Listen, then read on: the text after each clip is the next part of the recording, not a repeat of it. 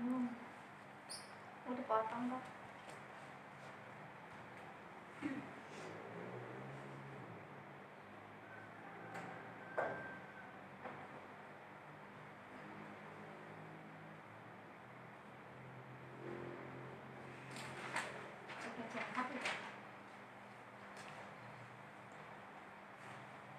Assalamualaikum warahmatullahi wabarakatuh. Waalaikumsalam warahmatullahi wabarakatuh. Baiklah, sebelumnya saya mengucapkan terima kasih kepada teman-teman karena telah bersedia datang ke rumah saya untuk mengikuti kegiatan bimbingan kelompok. Nah, sebelum kita melakukan kegiatan, kita berdoa terlebih dahulu agar kegiatan kita ini dapat diberkahi dan diridhoi oleh Allah Subhanahu wa taala. Berdoa menurut agama dan kepercayaan masing-masing. Mulai.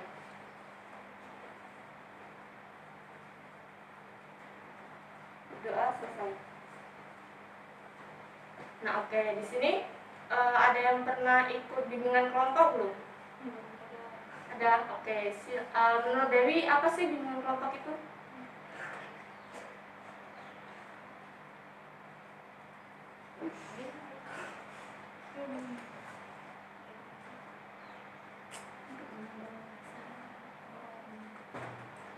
Ya, seingat Dewi, apa sih bimbingan kelompok?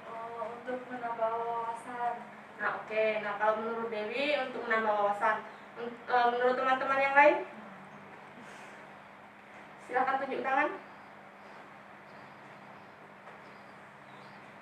Menurut teman-teman, apa itu bimbingan kelompok? Bimbingan kelompok itu Tunjuk tangan.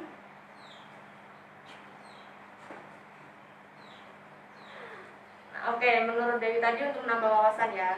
Di sini saya ingin menjelaskan sedikit. Jadi bimbingan kelompok itu salah satu layanan yang ada dalam bimbingan dan counseling yang memanfaatkan dinamika kelompok. Nah, di sini bimbingan kelompok itu anggotanya berjumlah 8 sampai 10 orang. Nah, karena kita anggotanya terbatas, jadi 5 orang saja. Nah, bimbingan kelompok ini bertujuan untuk agar teman-teman itu mampu untuk mengeluarkan pendapatnya dan berani untuk berpendapat begitu.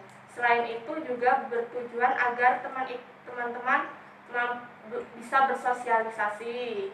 Selain itu juga agar teman-teman berani mengungkapkan pendapat teman-teman terhadap orang lain. Nah, begitu. Dalam bimbingan kelompok sendiri ada norma-norma yang harus kita patuhi. Yang pertama itu kita harus mengangkat tangan apabila kita ingin mengeluarkan pendapat. Jadi nanti jika teman-teman ingin berpendapat harus angkat tangan terlebih dahulu ya. Nah, nanti kalau saya persilahkan teman-teman baru boleh berpendapat. Selain itu, yang kedua, kita tidak boleh memotong jika ada teman kita yang sedang berbicara. Kita harus menunggu teman kita itu untuk selesai terlebih dahulu berbicara, baru kita boleh mengeluarkan pendapat kita.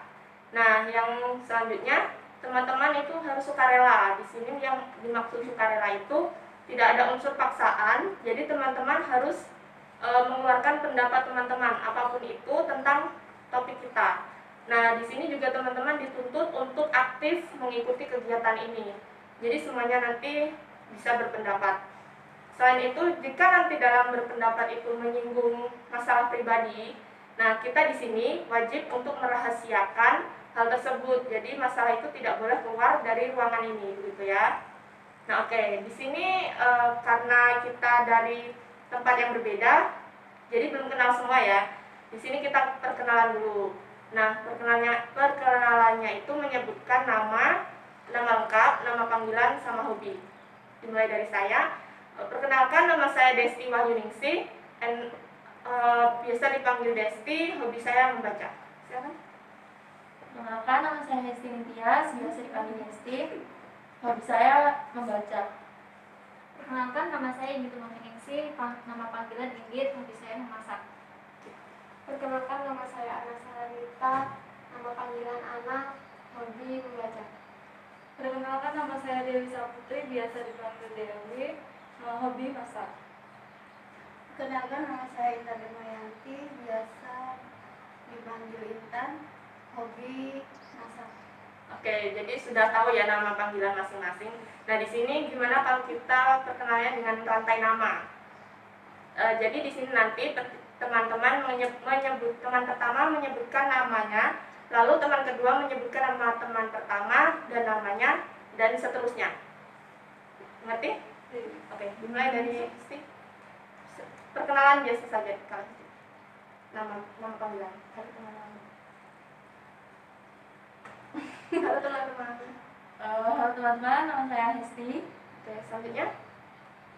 Halo teman-teman, perkenalkan. Halo teman-teman, halo Hesti.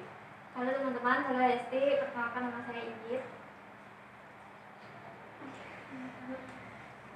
Halo teman-teman, halo Hesti, halo Indi. Halo teman-teman, halo Hesti, halo Ingrid. Perkenalkan nama saya Ana. Selanjutnya. Halo teman-teman, halo Hesti, halo Ingrid, halo Ana.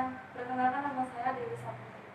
Halo teman-teman, halo Hesti, halo Ingrid, halo Ana, halo Dewi. Perkenalkan nama saya Intan. Oke, jadi kita sudah kenal semua ya. Nah, kita masuk ke topik kita untuk hari ini. Jadi, dalam bimbingan kelompok itu ada 2 jenis topik, yaitu topik tugas dan topik bebas. Nah, topik tugas sendiri itu di mana topiknya itu saya sebagai pemimpin kelompok yang memilih topiknya.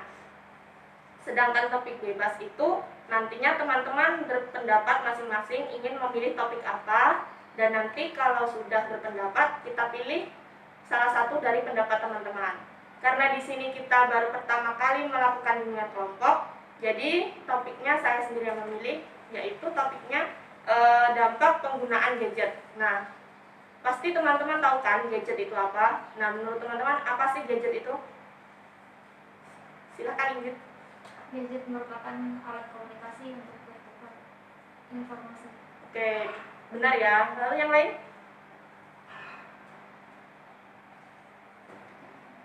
Menurut teman-teman, bebas, gadget itu apa sih? Oke, Dewi. Menurut saya setuju dengan pendapat Kak Ingrid. Gadget itu alat untuk komunikasi, saling tukar informasi. Oke, benar ya. Lalu pendapat teman-teman yang lain?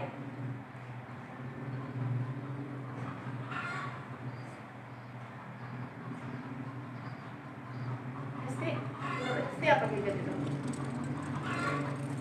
Oke, jadi benar ya yang dikatakan teman-teman tadi, bahwa gadget itu alat informasi, alat elektronik, di mana alat elektronik itu bisa membantu kita dalam mencari informasi atau bertukar komunikasi sesama teman atau orang tua atau kerabat gitu ya. Nah, sedangkan di Indonesia gadget itu bermacam-macam. Nah, sedangkan di Indonesia itu yang paling terkenal yaitu smartphone atau handphone gitu. Nah, kita sudah tahu gadget itu apa. Selanjutnya kita bahas tentang macam-macam gadget. Menurut teman-teman, apa saja macam-macam gadget? Silahkan. Oke, Dewi. Handphone, Oh ya, benar. laptop, Ya, yang lain? Silahkan. Komputer, tablet. Ya, benar ya. Ada lagi?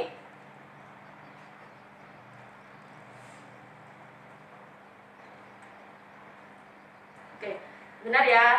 Macam-macam gadget itu ada handphone, ada laptop, ada komputer, tablet, iPad. Nah, itu macam-macam gadget, alat digital gitu. Selanjutnya kita bahas tentang fungsi gadget. Menurut teman-teman, apa itu fungsi gadget? Ayo, yang belum berpendapat nih dari tadi. Nggak apa-apa, nggak usah malu. Fungsi gadget apa yuk?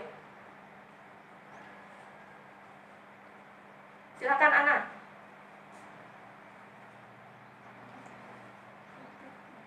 Fungsi gadget, fungsi handphone itu apa coba?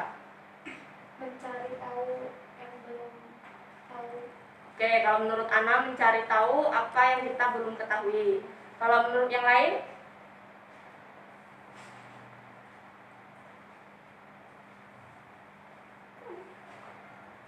Nggak apa-apa, menurut teman-teman aja ini pendapat teman-teman, fungsi gadget itu apa?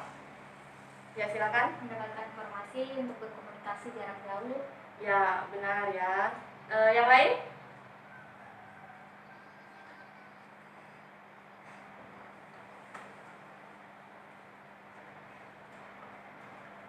Oke, kalau nggak tahu saya tambahkan. Jadi fungsi gadget itu bermacam-macam ya. Misalnya sendiri fungsi handphone kita. Nah, dari handphone kita saja kita bisa berkomunikasi dengan orang yang jaraknya jauh. Terus kita bisa mencari informasi. Kita juga bisa mencari lowongan pekerjaan. Nah, selain itu juga bisa berbisnis dengan handphone kan ya. Nah, itu beberapa fungsi dari gadget. Nah, selanjutnya kita bahas tentang dampak positif dan negatif dari penggunaan gadget. Menurut teman-teman, kita bahas dulu tentang dampak positifnya. Jadi apa dampak positifnya?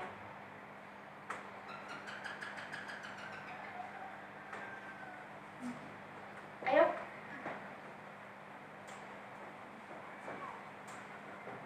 Silakan. Enggak apa-apa kok, pendapat teman-teman bebas.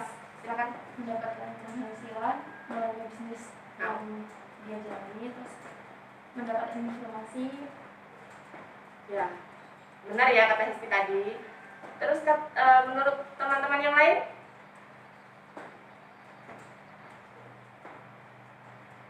Enggak apa-apa, bebas. Silakan berpendapat. Di sini enggak ada batasan. Silakan Intan, apa tuh dampak positif dari gadget?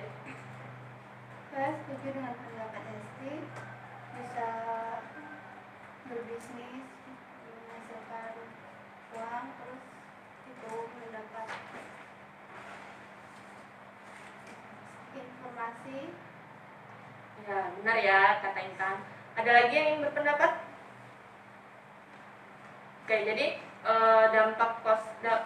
pasti kita menggunakan gadget itu ada dampak yang kita peroleh, yaitu dampak positifnya itu sendiri kita lebih mudah untuk mencari informasi yang kita sulit untuk dapatkan melalui gadget, melalui handphone. Kita dapat mencari informasi apapun itu, termasuk tentang lowongan pekerjaan, tentang materi pendidikan kita. Terus selain itu kita juga mempermudah kita untuk membeli barang yang kita inginkan.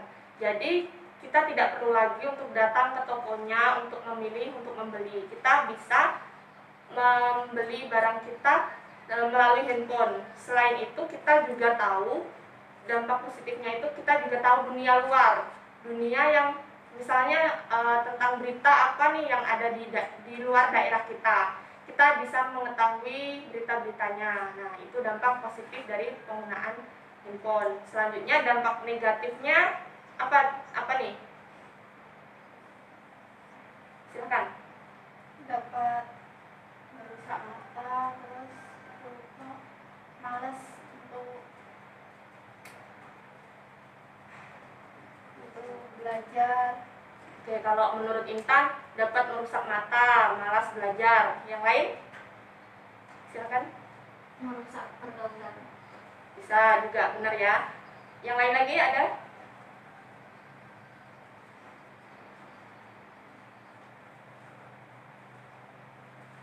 Menurut pendapat teman-teman, dampak negatifnya itu apa? Silakan. Bisa menyebabkan kecanduan. Nah, ya benar. Ada lagi?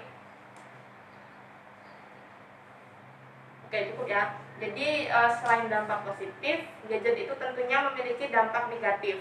Nah, dampak negatifnya itu benar kata teman-teman tadi, bisa menyebabkan kecanduan, bisa merusak mata. Apalagi kalau kita terlalu sering memainkannya, kita jadi antisosial gitu. Kita lebih memilih untuk memainkan handphone daripada kita bersosialisasi. Nah, oleh karena itu kita juga harus tahu kapan sebaiknya kita memainkan handphone kita dan kapan sebaiknya kita berhenti untuk memainkannya. Nah, oke, kita sudah bahas macam-macam nih. Di sini ada yang mau menyimpulkan nggak apa saja yang kita bahas tadi?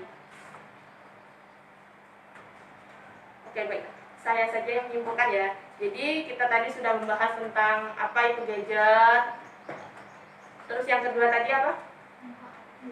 manfaat gadget, lalu dampak positif gadget, satu lagi ya, macam-macam gadget. Nah, kayaknya teman-teman lesu ya ini. Saya punya satu permainan di sini biar kita rileks, biar kita semangat lagi. Nah, permainannya itu nanti kita berhitung dari mulai 1 sampai seterusnya. Nah, nanti pada angka kelipatan 2 diganti dengan kata door. Ngerti? Misalnya 1 door, 3 door gitu ya. Oke, kita mulai dari Hesti. 1 door, 3 door, 5 door, 6. Kita ulangi ya. Mulai lagi. 1 door, 3 door, 5 door, 7 door, Konsentrasi, ayo. 9 door, 11 door, 13 door, 15 door, 17 door, 19 door 21 door, 23 4 ya, Door. 25 door, 27 door, 29 door Oke, cukup ya. Wah, tepuk tangan dulu dong. Itu berarti teman-teman masih fokus ya. Kita semangat lagi. Nah, oke.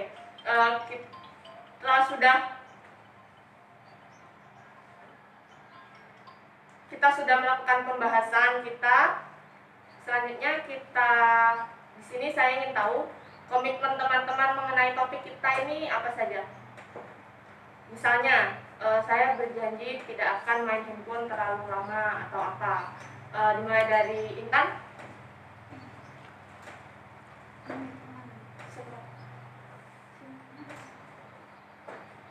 komitmen saya akan mengurangi main handphone.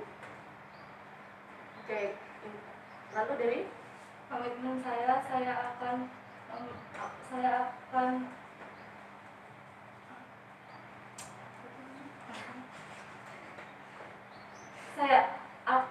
saya akan berusaha membagi waktu kapan harus main handphone dan kapan harus melakukan aktivitas yang lain. Oke, baik. Ini Ana? Komitmen saya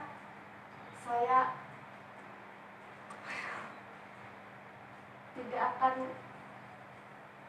menyalahgunakan waktu untuk memain handphone atau untuk melakukan keseharian saya. Oke. Selanjutnya? saya akan berkomitmen untuk tidak menyalahgunakan handphone, menggunakan handphone secara baik-baiknya sesuai fungsinya. Oke, baik. Hesti? Saya akan berkomitmen untuk berusaha mengurangi waktu bermain handphone. Oke, baik. Saya harap teman-teman mampu untuk menjalankan komitmennya. Nah, di sini saya ingin tahu kesan dan pesan teman-teman mengenai bimbingan kelompok ini bagaimana? Kesannya apakah bagus, bisa patut untuk dilakukan ulang atau bagaimana? Silakan. Coba Ana. Kesannya dia patut dicontoh Ya. supaya tidak kecanduan dengan handphone untuk melakukan aktivitas lainnya. Nah, terus kesannya terhadap bimbingan kelompok yang kita lakukan ini apa? Apa bagus atau bagaimana? Bagus, menarik. Oke, selanjutnya yang lain? Menurut saya kesannya seru, menambah wawasan, Ya. dan bisa mempererat tali silaturahmi. Ya. Silakan Intan.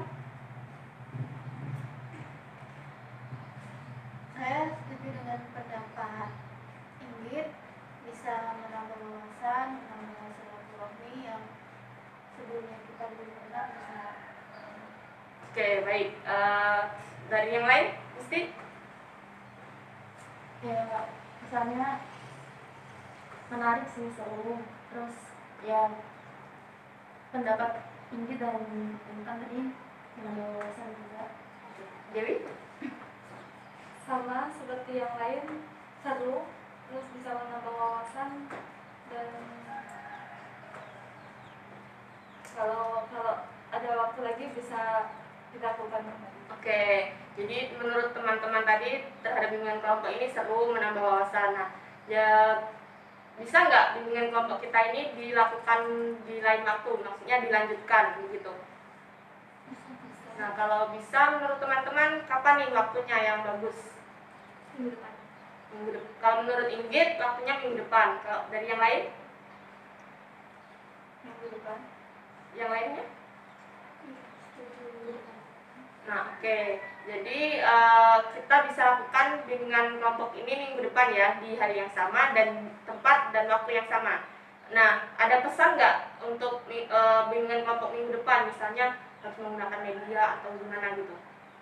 Silakan. Sama orangnya. Oke, kalau menurut Inggit pesannya itu harus ditambah orangnya. Menurut yang lain?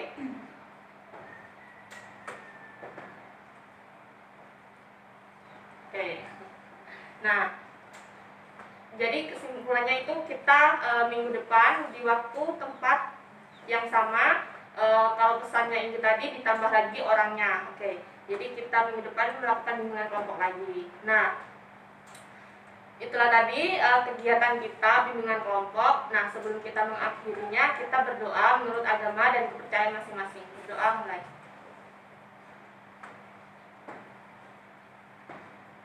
Berdoa selesai.